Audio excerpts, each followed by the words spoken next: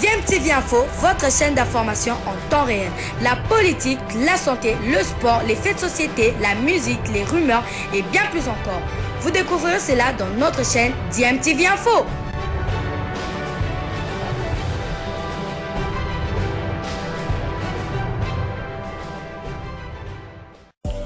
Vous êtes sur DMTV, bonjour ou bonsoir, tout dépend de l'heure à laquelle vous nous suivez. Tout plaisir est pour nous de vous retrouver, mais surtout de savoir que vous êtes nombreux en train de suivre votre chaîne YouTube DMTV. DMTV qui vous propose l'actualité, vous propose également des analyses et des réflexions sur des sujets d'actualité, sur des faits sociaux, tout simplement sur des réalités que nous observons ici chez nous en République démocratique du Congo. Il y aura plusieurs rencontres pour ces 16e des finales. Il y aura ce choc entre Young Africans de la Tanzanie et Al Hilal Omdurman du Soudan. Retrouvailles entre un coach, Jean-Florent Ibenge, ses anciens joueurs dans l'ASV Club.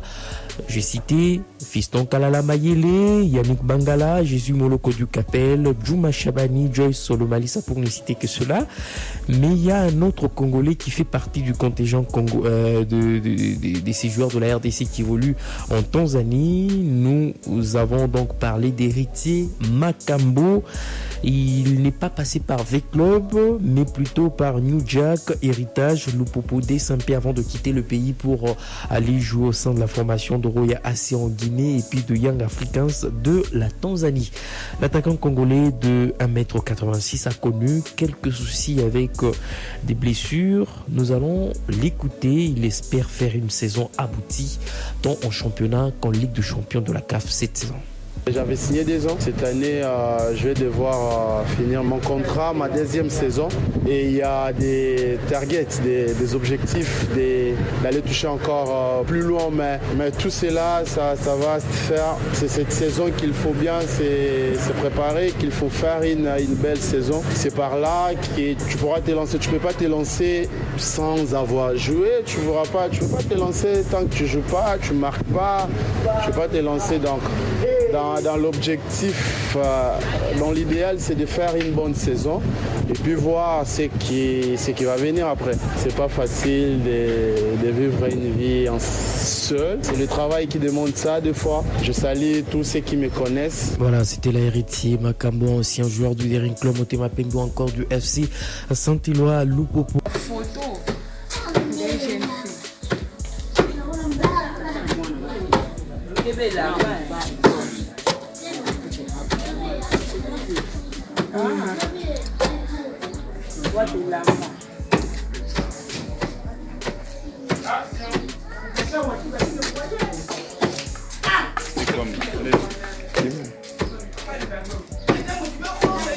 Belle aventure pour Gaël Kakuta qui signe son retour à Amiens SC. L'international congolais appartient désormais à cette formation qui évolue en Ligue 2 française où il devrait en tout cas avoir beaucoup de temps de jeu après avoir été très peu utilisé au sein de la formation de Lens en Ligue 1.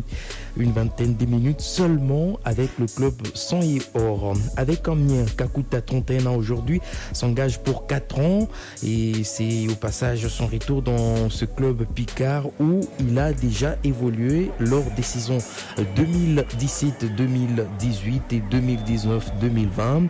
Il avait inscrit que 8 buts et 11 passes décisives en 62 matchs. Et puis il a été prêté l'été 2020, puis transféré au RC Lens pour 5 millions d'euros.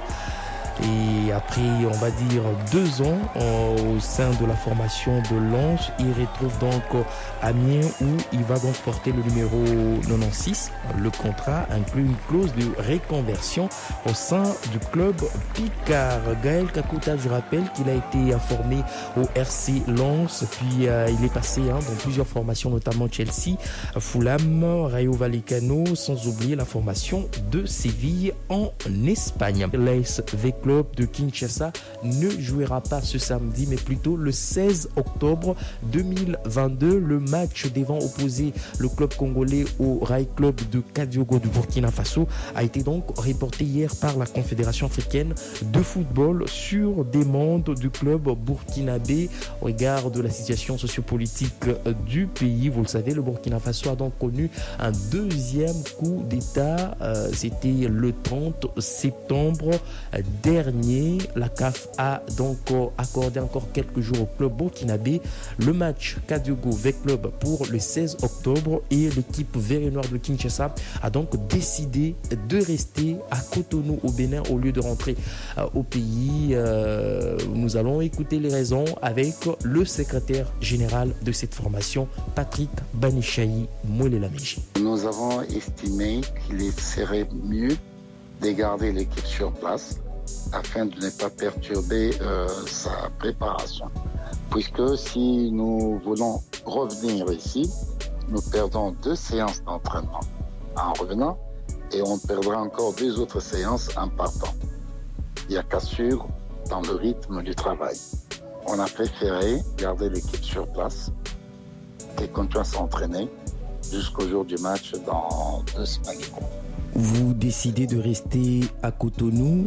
Pendant ce temps, le championnat reprend le 8, ce qui veut dire qu'il y aura déjà des reports. On n'a pas le choix.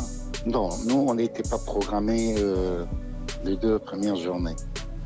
On avait tenu compte que le 8, nous jouons là-bas, on ne pouvait pas être programmés, et que de là, on revenait pour jouer une semaine après. Donc, on n'était pas programmés. Il pourrait avoir le report pour notre premier match qui devrait intervenir dans plus de 2 semaines. Nous, on n'était pas programmés les premières journées. Les 2 premières journées, on était exemptés, puisqu'on joue l'Afrique.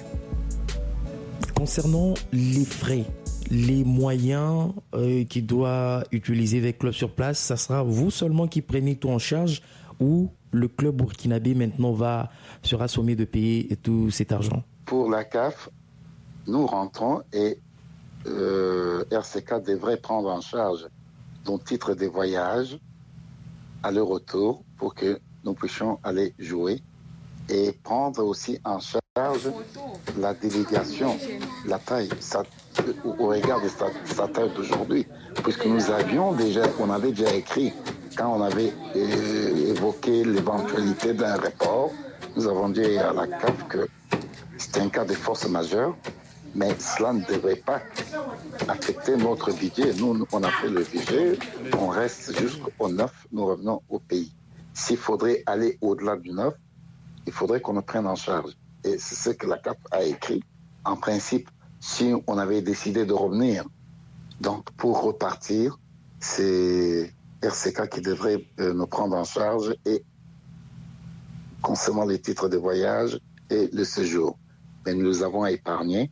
Nous allons rester jusqu'au 9 à nos frais et à partir du 9, ils nous prennent en charge pour le séjour. On leur a évité de nous payer des titres de voyage, ce qui serait très coûteux.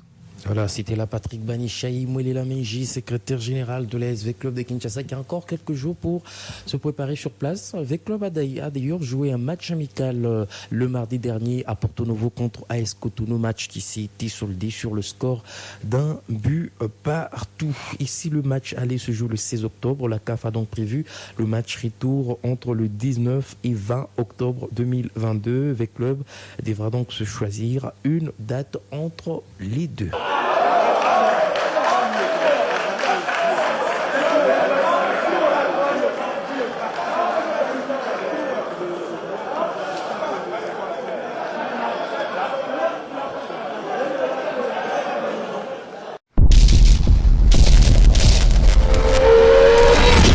Bilile le kamalo bana ebele.